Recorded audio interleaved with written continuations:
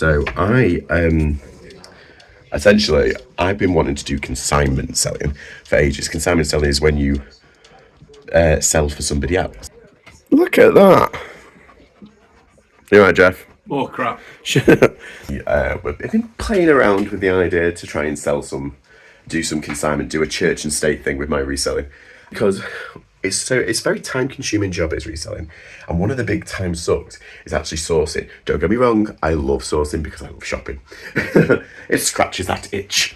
However, it's another way of getting stock in that you can just easily fire out. So basically, I've kind of been playing with the idea, and I never really got round to it.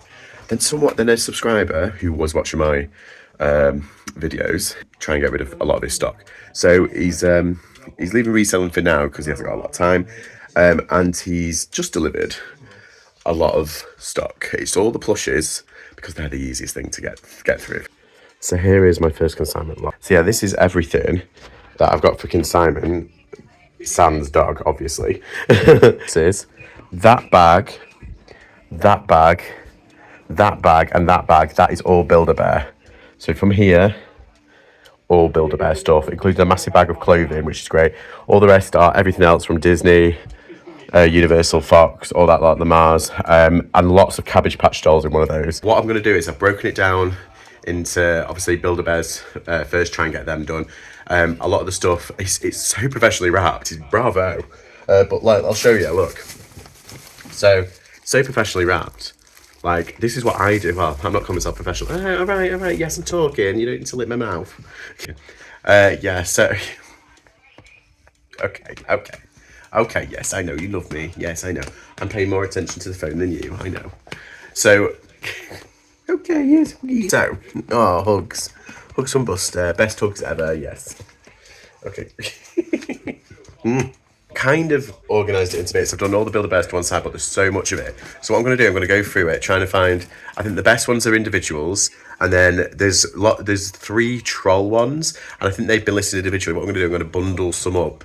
So I think there's a couple of frozen ones, so I'm going to bundle them up for a certain amount and just see what I can generate. And there's other ones that I've got the outfits and accessories. Well, ironically, the bear isn't what's valuable, it's the accessories and but I've got a full bag of clothing as well, Build-A-Bear clothing.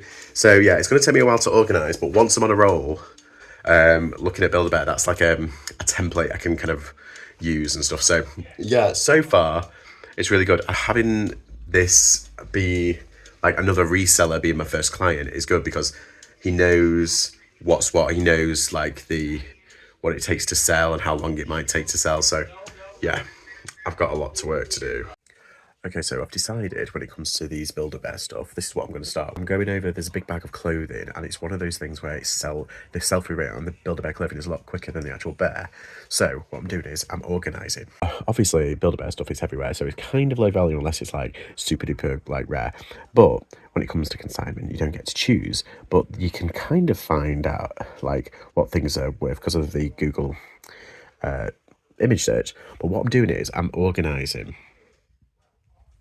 at the moment. That's basically things that I can sell individually, and these are things I might bundle up. So I'm going to do Google image search and everything, but for now I've got tops, dresses, bottoms, skirts. I've got non-Build-A-Bear stuff, and I've got shoes, like odd shoes and stuff. So yes, and look, I've not even scratched the surface. I've kind of organised them, the single bears, and some books. I think they were separate listings, so I'm just going to bundle them together because of the horrible histories and horrible geographies. That's great. So I'm only 2 hours in, and I think I'm doing okay. And yeah, I know it's like a stupid amount of work, and a lot of them don't go for more than like a tenner. But at the end of the day, the sell-through rate is what counts, and people have already got like Build-A-Bears, but they haven't got the outfits, and the outfits are the one thing that people are willing to spend money on. Plus, if I put it in an envelope, then I can get it under like a large letter, so the postage will be a little bit less. But yes. Okay, the first item has sold.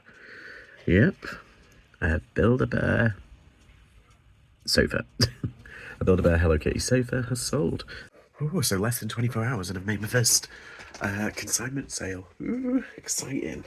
Okay, so I'm basically just using Google Docs to put in my consignment stuff. And yes, this is my sales, so I can just send it over to the client at the end of the month. And yeah, so that's the net profit. So they'll get 40% of that. The same buyer that bought this one has also bought this little set, so that's pretty good. So 1, 2, 3 boxes done of consignment. All right. All right. Yeah, but you're staying here though. No, you're staying here.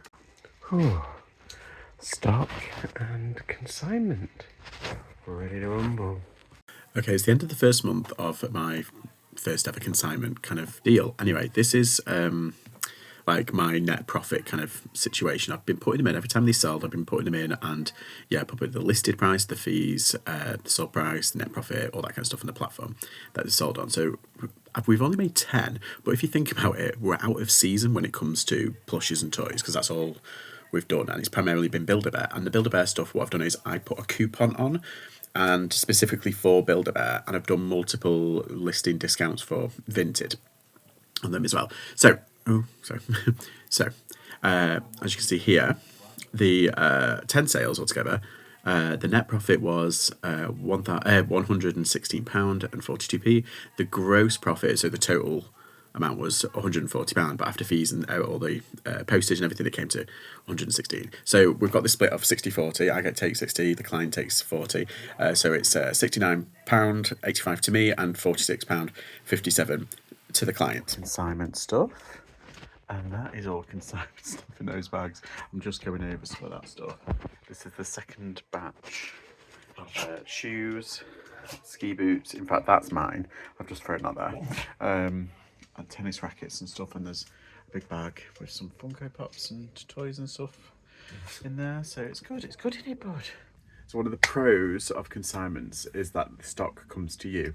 And I've been speaking to a lot of people who do consignment, and they said, yeah, it's really great, but you obviously don't choose what you get sent in, and you've still got to try and sell it anyway. But also, one of the pros that I've got is that my consignment client is a reseller, so it's already manicured. It's already got, I'm kind of spoiled off the bat when it comes to the type of stock. So it's all quality stock. I don't need to like do any sort of searches, you know, in terms of if it's worth selling, because it's all been already done for me.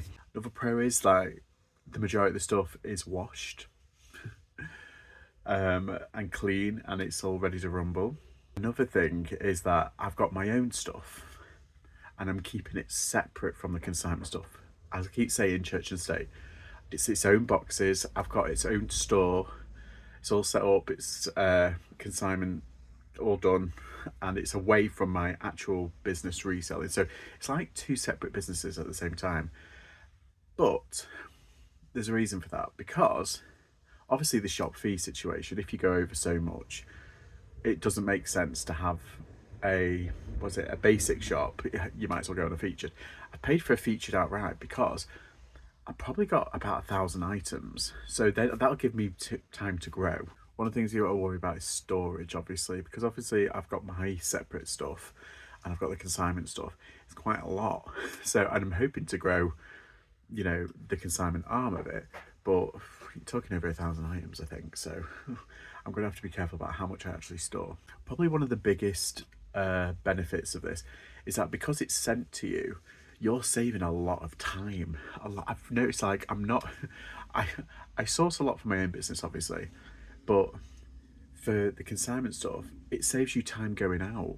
I mean, I'm a bit of a shopaholic. I love shopping and I love going to kilo sales and jumbo sales and carboots. But I'm not gonna lie, it is kind of nice just having things delivered to you, and then you do the work, and then you've saved so much time that you can do something else. So swings and roundabouts, I guess. So it's going well so far. I think after this batch, it'll start revving up a little bit more, and the sales will start coming in a bit more, because the thing is with the toys, like I said, it's out of season.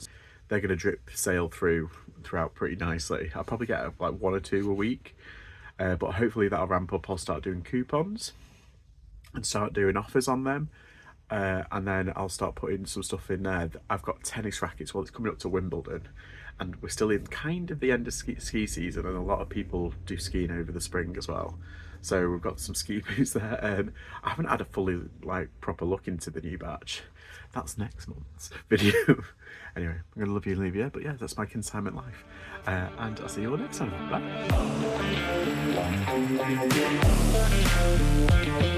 Bye.